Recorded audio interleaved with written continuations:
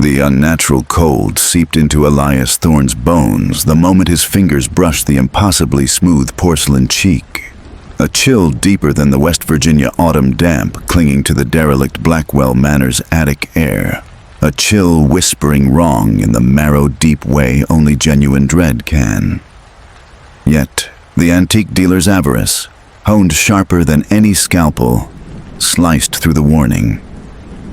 She was exquisite, terrifyingly so. A Victorian bisque beauty with eyes of blown glass, holding galaxies of midnight blue swirling over pits of absolute black, lips painted a cruel, knowing crimson, dressed in decaying lace, the color of dried blood. He ignored the crawling sensation between his shoulder blades, the way the dust motes seemed to shy away from her glass cabinet perch, the faint, coppery tang beneath the mildew. She was the find of a lifetime, this Seraphina doll. Her name etched with chilling precision on a tiny, tarnished locket hidden beneath her collar. Back in his cluttered, book-lined Charleston study, bathed in the warm glow of Tiffany lamps, Seraphina dominated the mantelpiece. Her beauty now monstrous under electric light. The first displacement was subtle. A hand turned infinitesimally inward overnight, fingers no longer splayed but curled, almost claw-like. Silas blamed vibrations, faulty memory. Then her head tilted, ever so slightly, tracking him across the room with those depthless eyes whenever he entered. He stopped blaming memory. The visions began as fractured instants bleeding into reality like ink into water. A flash of a woman's terrified face, mouth stretched in a silent scream, inches from Seraphina's impassive gaze. The sickening crunch of bone, wet and close, echoing from the doll's direction while Silas sat reading. The phantom warmth of blood spray on his cheek, vanishing as he gasped. They intensified, longer, sharper, drenching him in borrowed agony. He saw a miner, face blackened with coal dust, raise a pickaxe not at rock, but at a cowering figure reflected in Seraphina's eyes. He felt the icy plunge of a knife into his own gut, the desperate gurgle for air that wasn't his, the coppery flood filling his mouth, Seraphina's serene face the last thing seen by dying eyes. He understood then, the knowledge of physical blow. She wasn't possessed, not in the traditional sense. She was a vessel, a silent, unblinking witness.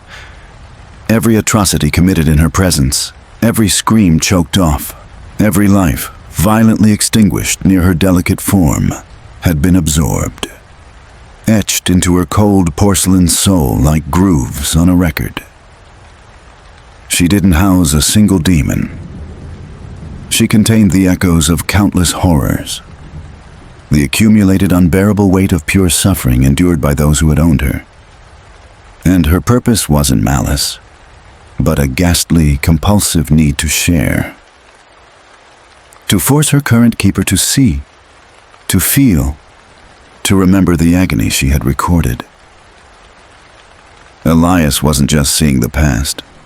The doll was pulling him into it, stitching his consciousness onto the dying moments of her previous owners. The boundary between his study and the blood-soaked parlor of 1892 dissolved. The scent of pipe smoke and fear became his air. The rough hands grabbing his wrists belonged to a long-dead husband consumed by jealous rage.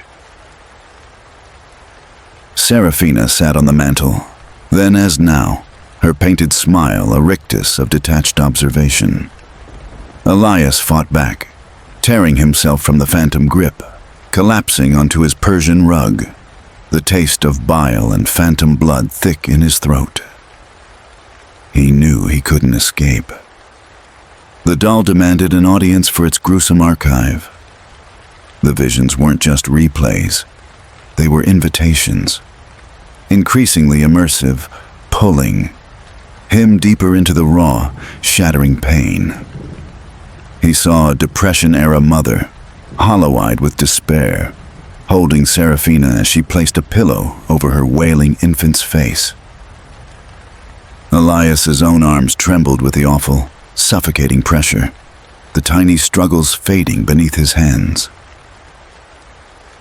The mother's broken sob echoing inside his skull.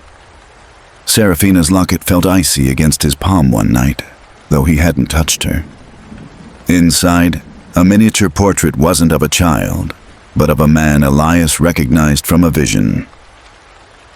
The pickaxe murderer. The doll wasn't merely sharing. She was cataloging, connecting him to the chain of violence. The sheer, unrelenting weight of the suffering crushed him. The terror of the stabbed woman, the crushing guilt of the mother, the brute fury of the miner, all swirling inside him, a cacophony of dying thoughts and unbearable pain.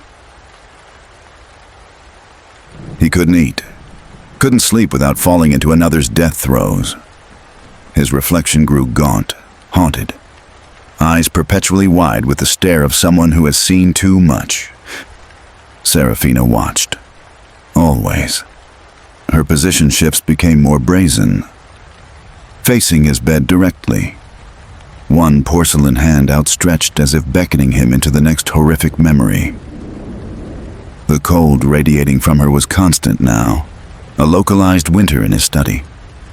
He understood the final, unspoken demand. The archive needed a new entry. The doll remembered everything, and it remembered that its story. A story written in blood and anguish, always required a fresh chapter.